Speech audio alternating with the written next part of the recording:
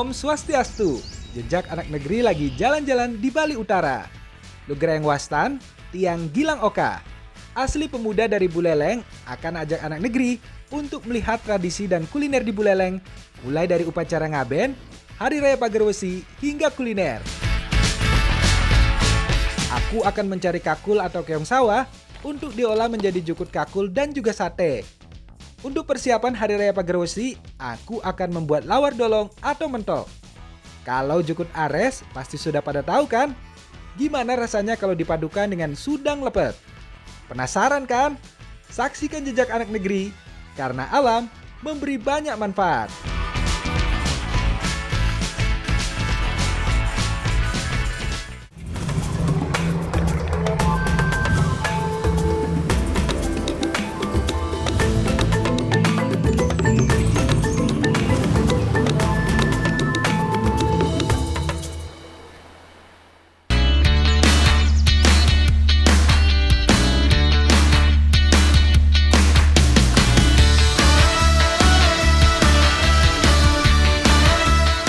Anak negeri, sekarang aku ajak kalian menuju dataran tinggi Buleleng, yaitu Desa Panji Anom. Aku lagi cari kakul nih, bersama Gek Vika dan Ibu Ayu. Musim panen padi sudah lewat, pas banget untuk mencari kakul atau keong sawah. Lang, dituang tuh. Ini mau. Kakul biasa bersembunyi di bawah tanaman padi dan merupakan hama, karena sifatnya yang parasit. Tunggu Bu. Ini buat timah Bu. Is. Tanaman padi yang sudah dihinggapi kakul biasanya tidak dapat berkembang dan bulir-bulir padinya kecil. Keong sawah termasuk kelompok operculata yang hidup di perairan dangkal yang berdasar lumpur serta ditumbuhi rerumputan air seperti sawah, rawa, dan pinggir danau. Lang, beliau malang. Bu. Karena banyaknya kakul yang didapat, masyarakat Panji Anom biasa melakukan pencarian kakul selepas panen untuk diolah menjadi berbagai macam masakan. Jadi saat ini saya, Bu Ayu dan juga Vika sedang mencari kakul di Desa Panji Anom pasca panen. Nah, kakul ini kan merupakan hama yang harus kita hilangkan untuk nantinya kita akan menanam padi lagi nantinya di sini. Nah, sekarang kakul atau keong sawahnya akan kita olah menjadi sate nih. Tapi kakulnya harus matangkan dulu.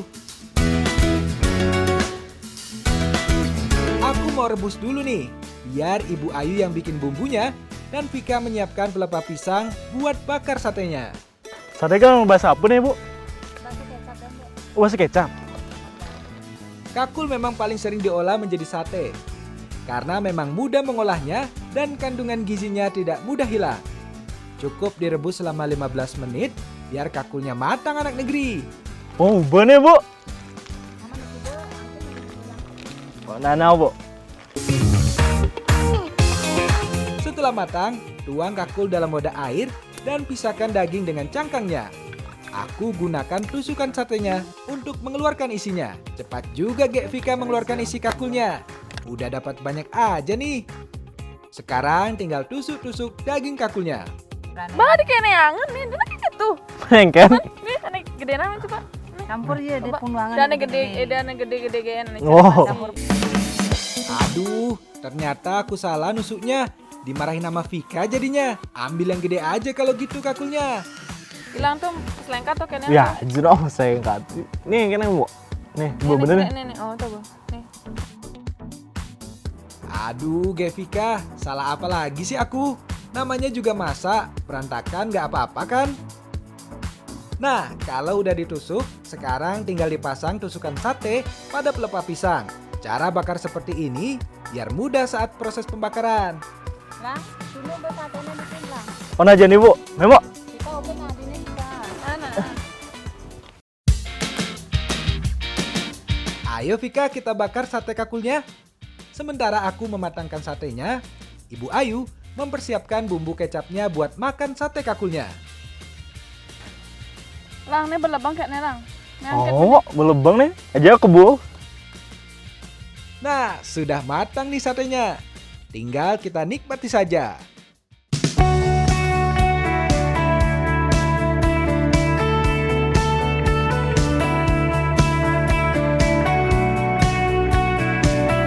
Nah, ini dia sate kakul yang kita masak tadi sudah jadi. Aromanya juga bikin lapar. Bu, ajang apa, Bu? Yuk. Kalau nikmati sate kakul ya paling enak sama sambal kecapnya. Biar rasanya makin terasa. Karena sudah dibakar, aroma lumpurnya juga hilang. Tekstur sate kakul yang empuk dan juga legit memberikan sensasi yang sangat lezat, apalagi dipadukan dengan bumbu kecap yang manis dan juga pedas. Anak negeri, protein yang terkandung di dalam kakul ternyata baik untuk pertumbuhan seorang anak. Kalsiumnya juga tinggi, setara dengan segelas susu.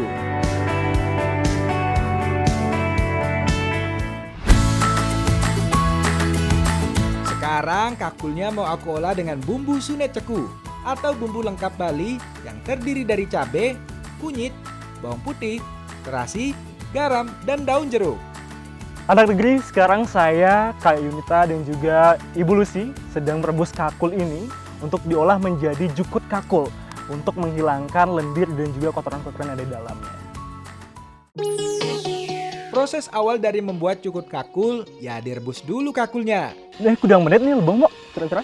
Kira-kira lebangnya jukut kakul nih sekitar 30 menit lebang, Mbak. Wah, 30 menit, Mbak. Sambil aku dan Gek Yunita menunggu kakulnya matang, Ibu Lucy menghaluskan semua bumbunya. Wih, belebang nih, Mbak. Kayaknya belebang, dadi bangkit gila. Kerjaan yuk. Istilahnya ini, Mbak. Ceng, jemak kakul negen. Ayo kita angkat dulu kakulnya ya. Meski mudah diolah, tapi tidak bisa sembarangan mengolah kakul. Karena ada bagian pahit yang terdapat pada kakul, apalagi jika kita mengolahnya dengan cangkangnya. Jadi kenang nih, Bu. Nih getep muncul nih nah. Salah satu cara agar kakul mudah dimakan dengan memotong bagian ujung cangkangnya. Bagian paling keras dari cangkangnya ini akan membuat kakul mudah diolah dan bumbu dapat meresap.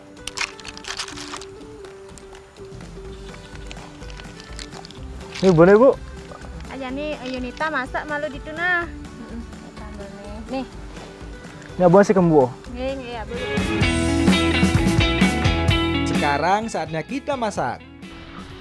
Masukkan bumbu dan daun jeruk, tumis hingga aromanya keluar. Lalu masukkan kakul, aduk hingga bumbu tercampur dan tambahkan air secukupnya. Aduk-aduk kakul hingga airnya mendidih. Memasak jukut kakul memang cukup simpel, namun yang harus diperhatikan yaitu perpaduan bumbu sune ceku yang pas akan membuat jukut kakul menjadi lebih nikmat. Wah, kelihatannya sudah matang nih. Aku coba dulu ya. Panas ya. Ken, hujan? Jangan, Mbak. Oh. Nah, sudah bisa diangkat kalau seperti ini. Pas banget nih, disajikan saat cuaca dingin.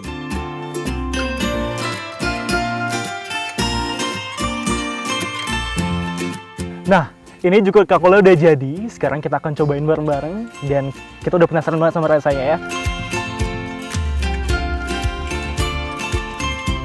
Meski menjadi hama pada tanaman padi, kakul ternyata baik untuk kesehatan tubuh kita jika dikonsumsi dengan benar. Kakul mampu menurunkan kolesterol jahat atau LDL karena kakul mengandung omega 9 yang mampu mengurangi risiko penyakit kardiovaskular, menurunkan Alzheimer, dan meningkatkan energi. Jangan tuh, oh. Meski cocok dikonsumsi sebagai cemilan, kakul juga memiliki khasiat untuk mengobati ambeien. Rasa daging kakulnya itu benar-benar lembut dan juga empuk. Dan rasa kuahnya itu gurih dan juga pedas. Ternyata keong sawah atau siput air memiliki kandungan omega 6 yang berperan dalam perkembangan otak. Selain itu, kedua asam lemak tersebut juga baik untuk memelihara hormon, kulit, kuku, rambut, mencegah sel rusak, dan meringankan gejala sesak napas.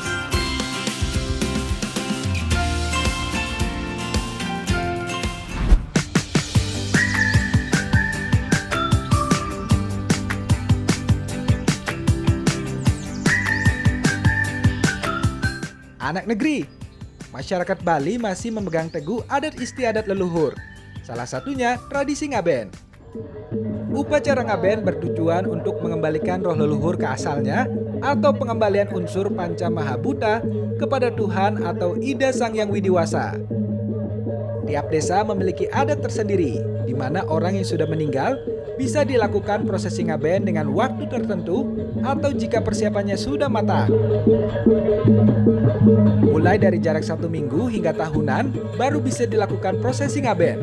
Yang aku ikuti ini adalah ngaben Sawawedana, di mana melibatkan jenazah yang masih utuh. Dari rumah duka, jenazah diarak menuju setra atau kuburan dengan dihias menjadi kurungan dan ada 1 orang yang duduk di atasnya untuk ikut diarak. Setelah dilepas dari rumah duka atau pura dalam, jenazah akan diarak mengelilingi jalan yang ada di dekat rumah duka. Selanjutnya seluruh rombongan berjalan menuju setra. Sesampainya di depan, jenazah diputar-putar lagi untuk mensucikan jenazah sebelum masuk ke kuburan. Di setra ini, jenazah diletakkan pada tempat khusus dan seluruh barang-barang dan upakara diletakkan untuk dibakar. Nah, jadi sekarang kita sedang melaksanakan tradisi adat ngaben. Sebelumnya, badi ini dibawa dari rumah duka dan kemudian dibawa ke setra untuk melaksanakan proses ngaben selanjutnya. Pada hari ini ada 4 jenazah yang akan dilakukan upacara ngaben. Satu persatu jenazah yang datang akan langsung diletakkan pada tempat khusus. Upacara ngaben juga bertujuan untuk mengembalikan unsur-unsur pembentuk badan kasar manusia yang disebut panca mahabhuta ke asalnya. Selain itu, upacara ngaben merupakan bentuk rasa ikhlas dari keluarga yang ditinggalkan oleh seseorang. Setelah semua jenazah lengkap, sesepuh mulai membacakan doa dan masing-masing jenazah mulai dilakukan prosesi ngeseng sawa, yaitu pembakaran jenazah. Jenazah yang akan dibakar diletakkan dalam tempat khusus yang disebut petulangan. Petulangan adalah tempat membakar jenazah yang berfungsi sebagai pengantar roh ke alam roh sesuai dengan hasil perbuatannya di dunia. Usai jasad dibakar, dilakukan upacara nuduk gali, di mana keluarga mengumpulkan sisa tulang atau abu jenazah setelah pembakaran. Lalu akan dihanyutkan ke laut sebagai pertanda menyatu dengan alam.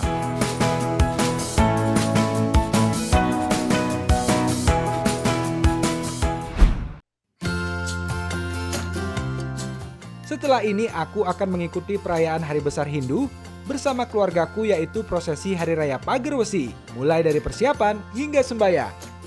Jangan kemana-mana ya, saksikan terus Jejak Anak Negeri.